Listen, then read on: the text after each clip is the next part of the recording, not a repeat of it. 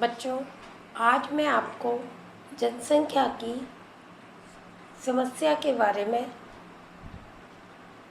बताऊंगी। किसी क्षेत्र में उपलब्ध संसाधनों की अपेक्षा जब वहाँ की जनसंख्या का अभाव होता है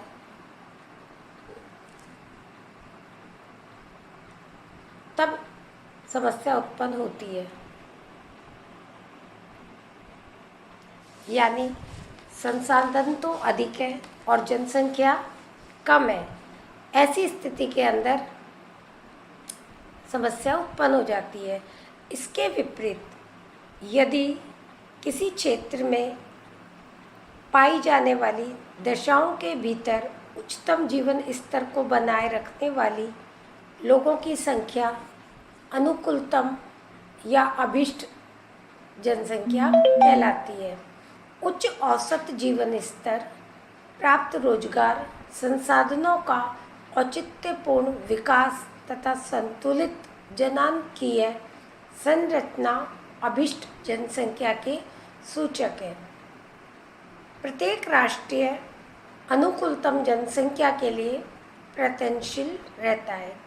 विश्व के अनेक विकासशील देश जनसंख्या के अतिरेक की समस्या से ग्रस्त है। भारत भी एक ऐसा देश है जहां निहित संसाधनों की अपेक्षा जनसंख्या की अधिकता है। यानी जनसंख्या अधिक है, संसाधनों की कमी है। जनातिरेक की समस्या होने पर खाद्य संकट उत्पन्न होते हैं। भोजन मनुष्य की आधारभूत आवश्यकता होती है। एक स्वस्थ मनुष्य के लिए लगभग 2300 कैलोरी युक्त प्रतिदिन भोजन की आवश्यकता होती है। संतुलित भोजन की कमी के कारण कुपोषण का रोग उत्पन्न होते हैं। बच्चे इसका प्रमुख शिकार होते हैं। कुपोषण का दुष्परिणाम असामयिक मृत्यु, शारीरिक व मानसिक अपंगता तथा अक्षमता है। निम्न जीवन तथा चिकित्सा के साधनों का अभाव से रोग निरोधक क्षमता भी कम होती जाती है। मनुष्य की कार्यक्षमता क्रियाकलापों पर कुपोषण का बड़ा खराब प्रभाव पड़ता है। निम्न कार्यक्षमता से उत्पादकता प्रभावित होती है।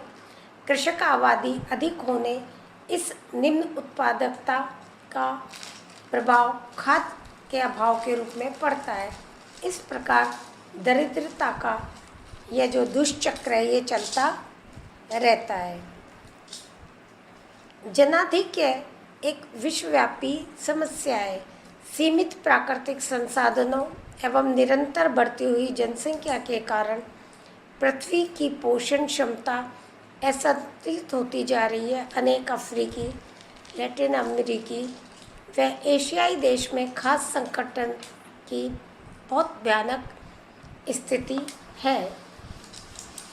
भारत व चीन जैसे सघन व विशाल आबादी वाले देश में जनाधिक्य की समस्या से ग्रस्त है। वस्तुतः समस्त प्रयासों के बावजूद आर्थिक साधनों की वृद्धि एवं सीमित गणितीय अनुपात से संभव है कि जबकि जनसंख्या की वृद्धि ज्योतिर्मय अनुपात में हो रही है। भारत की लगभग आधी आबादी निर्धनता सीमा रेखा से नीचे है। अधिकांशतः जनसंख्या कुपोषण की शिकार है। जनसंख्या के अनुपात में खाद्यान्नों का उत्पादन नहीं हो रहा है। जनसंख्या संबंधी सबसे बड़ी समस्या उसकी तीव्र वृद्धि की दर है। जब हम आंकड़े देखते हैं तो हमें पता पड़ता है 1951 में जनसंख्या वृद्धि की वार्षिक दर 1.26% थी, जो 2001 में काफ़ी बढ़ गई। यह प्रवृत्ति जनसंख्या विस्फोट की स्थिति उत्पन्न करती है। इस स्थिति के अनेक कारण हैं, जैसे स्त्री शिक्षा का प्रसार कम होना, प्रसूति हेतु बेहतर व्यवस्था, विशिष्ट रोगों की रोकथाम की जानकारी नहीं होना, पौष्टिक भोजन का अभाव, सामाजिक राजनीतिक चेतना का अभाव, परिवार कल्याण कार्यक्रमों एवं दायित्वों के प्रति सरकार का उत्साह न होना, नागरिकों के बेहतर जीवन के प्रति चेतना, इस प्रकार सब कारणों से मृत्यु दर में काफ़ी यद्यपि पहले की तुलना में काफ़ी कमी आ गई है, क्योंकि आज का युग वैज्ञानिक युग है। हर एक बीमारी के इलाज निकल आए हैं, लेकिन यदि बढ़ती हुई जनसंख्या को नहीं रोका गया तो बेरोजगार की समस्या और जटिल हो जाएगी, जिससे हमारे देश का आर्थिक विकास रुक जाएगा। कृषि उत्पादन व वैज्ञानिक विधियों को यदि वैज्ञानिक विधियों तथा गहन कृषि में वृद्धि करी जानी चाहिए तथा अनेक उपाय अपनाने चाहिए, जिससे कि बढ़ती हुई जनसंख्या की समस्या कम हो। जनसंख्या के बहुमुखी समस्या के निराकरण के लिए अनेक उपाय हमारी सरकार कर रही है, जैसे कृषि उत्पादन में वैज्ञानिक विधियों तथा गहन कृषि द्वारा वृद्धि की जानी चाहिए। दलदली भूमि, चारागाह तथा अन्य भूमि को कृषि योग्य बनाकर कृषि का विस्तार करना चाहिए। खनिज, मिट्टी, जल, वनस्पति जैसे प्राकृतिक साधनों का उचित एवं विवेकपूर्ण उपयोग एवं संरक्षण करना चाहिए। औद्योगिकरण एवं नागरीकरण का होना चाहिए। जनसंख्या के क्षेत्रीय वितरण को संतुलित बनाने के लिए जनसंख्या का क्षेत्रीय प्रयास को प्रोत्साहन दिया जाना चाहिए। इसके अतिरिक्त बाल विवाह, अधिक संतानोत्पत्ति भी प्रमुख कारण है। इस पर पूर्ण रूप से प्रतिबंध लगाकर न्यूनतम निर्धारित आयु का पालन किया जाना चाहिए। नवजात एवं शिशु मृत्यु दर तथा जन्म दर का घनिष्ठ संबंध पाया जाता है।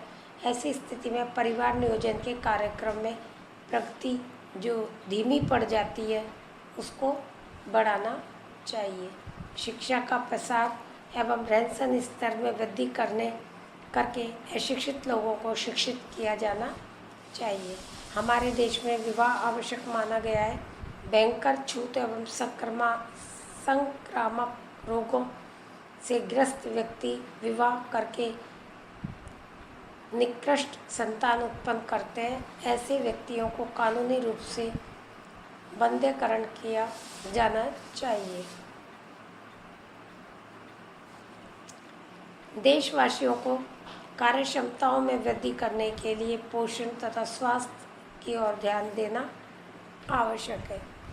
सामाजिक सुरक्षा के अभाव में आम भारतीय व्यक्ति अपने बुढ़ापे में दुर्घटना की स्थिति में भविष्य के प्रति चिंतित होकर बड़े परिवार में अधिक संतान की कामना करते हैं। सरकार को विदेशों की भांति सामाजिक सुरक्षा संबंधी कार्यक्रम अपनाने चाहिए। आम धारणा के अनुसार जनसंख्या वृद्धि पर नियंत्रण एवं विकास की दर का सीधा संबंध पाया जाता है। देश के विकास के लिए जनसंख्या वृद्धि पर नियंत्रण आवश्यक है। तो बच्चों, आज आपका ये टॉपिक कंप्लीट हो गया है। अब आपको नया टॉपिक अगले लेक्चर में मैं शुरू करूँगी। धन्यवाद।